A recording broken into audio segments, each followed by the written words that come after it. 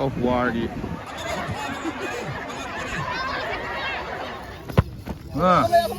good mayam Yaosang gi date 15 koi gi Kunjampat ground hai ba mafam da koi football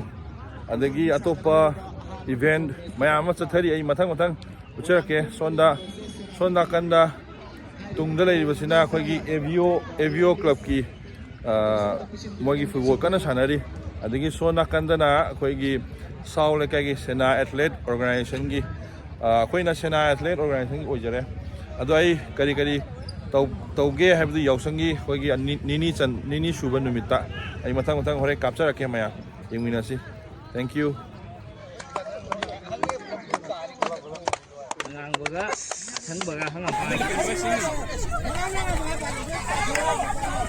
건질래 matungda macilai jauh ni kari ni macilai jauh ni kari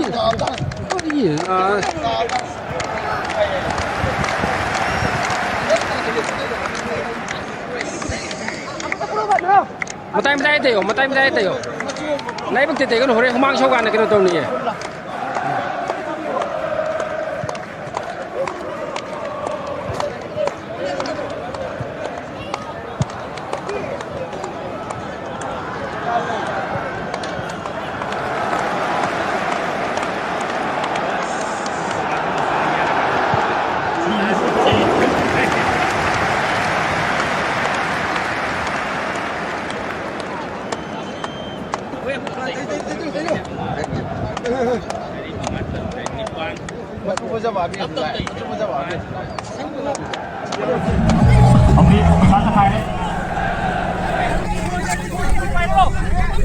पैसा ले लो पाई नहीं नत्र दे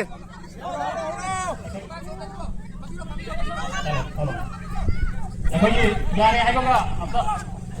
पैसा सी खाई लो रे ready 1 2 start हौलो खुल्लो चमा च पियाउ रे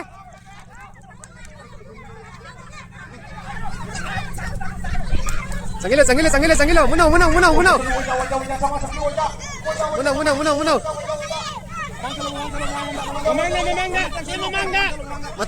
matungda ai tari ai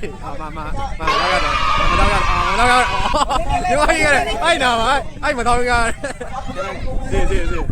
na pro chama không bằng điểm pro này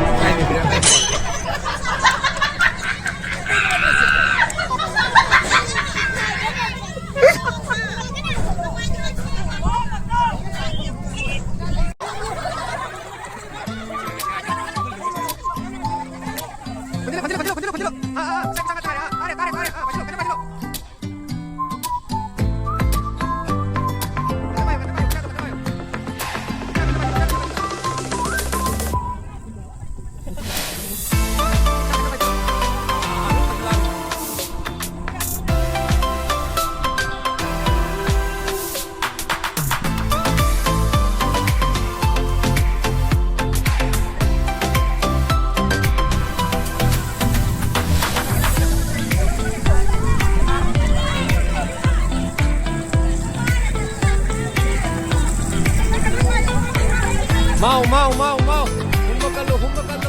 Kan belai dah sudah koi gi.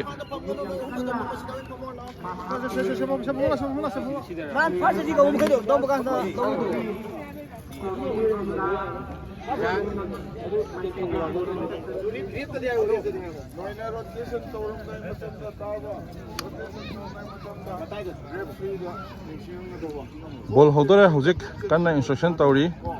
Koi tiamana.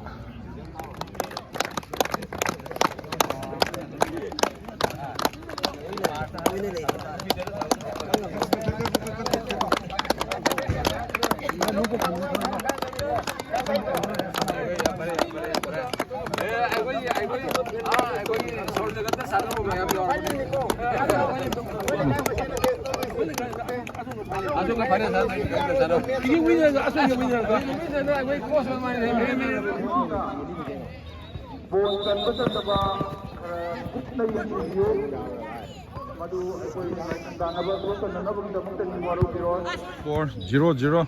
Ball over the ngay đi. Mew. Yes.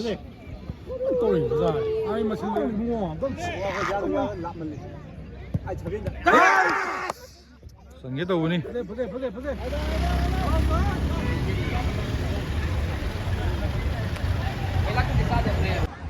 Hꯧzik mayam makha tabadi khoi tug of war nupi ma khai ne ba ko ai ucha ke nupi mayam na ready lai re mayam subscribe button amasung like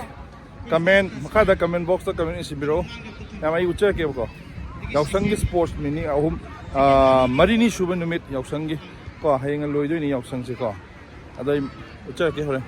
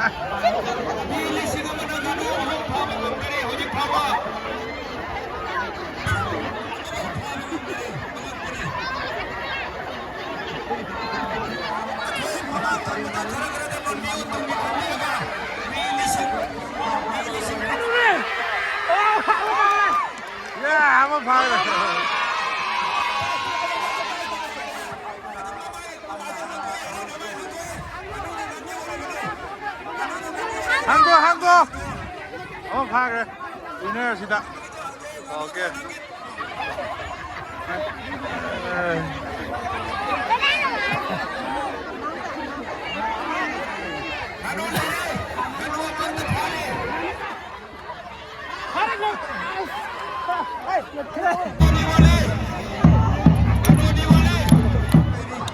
nganu amani phagre ado ani phawang ngamdre ado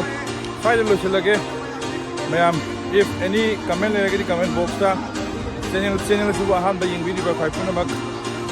subscribe like amasung any comment box ta sin video masigi di yausang gi